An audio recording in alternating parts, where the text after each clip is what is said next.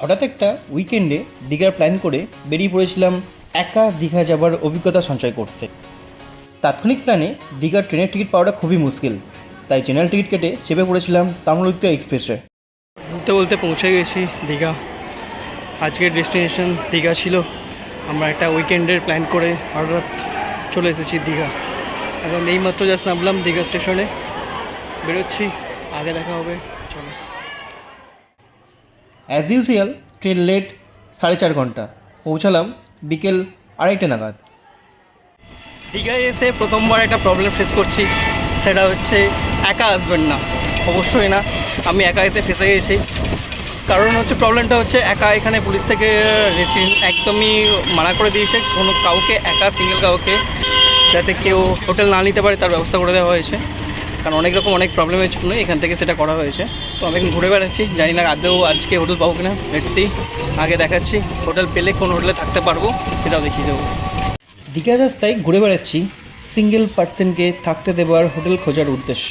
অনেক খোঁজাখুঁজির পর একটা হোটেল পাওয়া গেছে, তো সেখান থেকে বেরিয়েছি এখন স্নানের উদ্দেশ্যে। বাট জানি না স্নান করবো কিনা, অনেকটাই পড়ে গেছে। তো কিছু শ্যুট করে দেন, আগে দেখা হবে।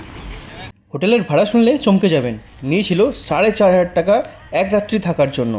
তারপরও বাড়ির লোকের সাথে কথা বলে থাকতে দিয়েছিল। দীঘার এরকম ভিউ উপভোগ করতে সবাই আসে, তবে এবারে এরকম অভিজ্ঞতা হবে জানা ছিল না। হ্যাঁ, নিয়মটা বলে দিই, আপনি একা এলে সর্বপ্রথম দীঘার পুলিশ স্টেশনে গিয়ে একটা আবেদনের সাথে ফর্ম ফিল আপ করতে হবে।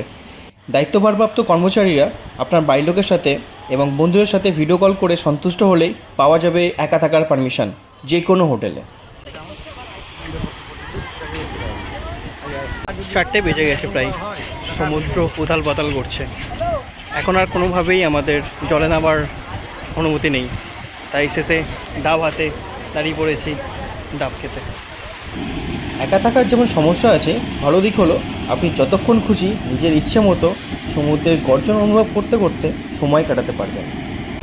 সমুদ্রে নামতে না পারার আক্ষেপটা তো থাকবেই, তবে এরকম বসে থেকে সমুদ্রের পাশে এরকমভাবে অনুভূতিটা নেওয়ার মজাই আলাদা। সময় বিকেল 4:30। নিউ দীঘার মেন ঘাটের ভিড়টা এরকমই। জলে নেমে স্নান করার অভাবটা তো রইলই, তাই বলে কি স্নান করবো না? খানিকটা দুধের স্বাদ ঘোলে মেটানোর মতো পাথরে বসেই গা ভেজানোর চেষ্টা।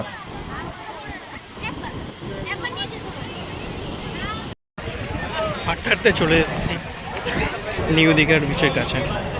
সেই ঢেউ সাগর থেকে বেরিয়ে চলে এসেছি নিউ দীঘার কাছে। সারি সারি পসরা আর লোকজনের ভিড়ের নিউ দীঘা মার্কেট তখন জমজমাট। কী কিনবো ঠিক করতে পারলাম না, একা থাকার আরেক অসুবিধা। সন্ধ্যে 7টা থেকে 9:30 অবধি এরকম ফুরফুরে হাওয়ার সাথে সমুদ্রের গর্জন সারাদিনের ক্লান্তি যেন মুছে দিয়েছিল। তবে কিছুটা একাকী লাগলেও নিজের মতো করে আনন্দে মেতেছিলাম। ঢেউসাগরের খুব কাছাকাছি এই সেই হোটেল যেখানে আমার ঠাঁই হয়েছিল এই যাত্রার মতো। সমুদ্র এসে সূর্যোদয়ের সাথে প্রাতঃভ্রমণ না করলে আর কি করবেন?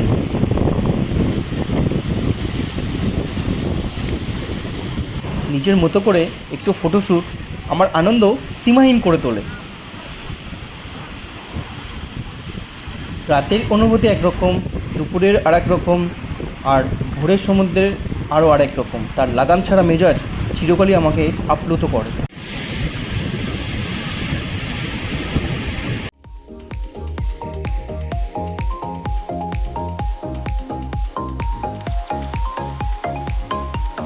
সমুদ্রের সৌন্দর্য আপনি উপলব্ধি করতে পারবেন, ছুতেও পারবেন, তবে তার বিশাল গভীরতা আর তার প্রবল শক্তির কাছে পরাজিত হবেনই।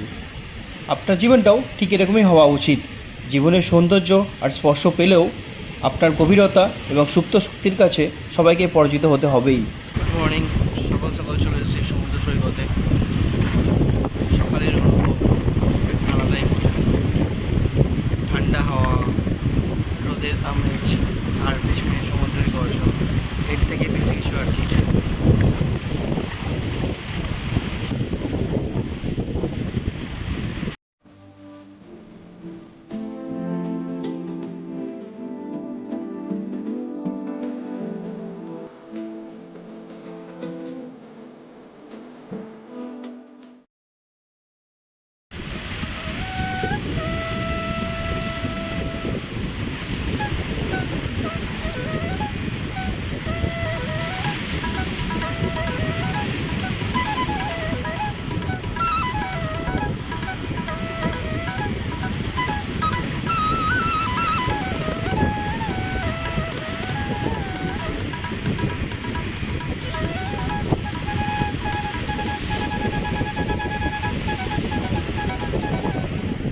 সকালে ফেরার ট্রেন লেট থাকতেই 7:30 মিটে গেছিল।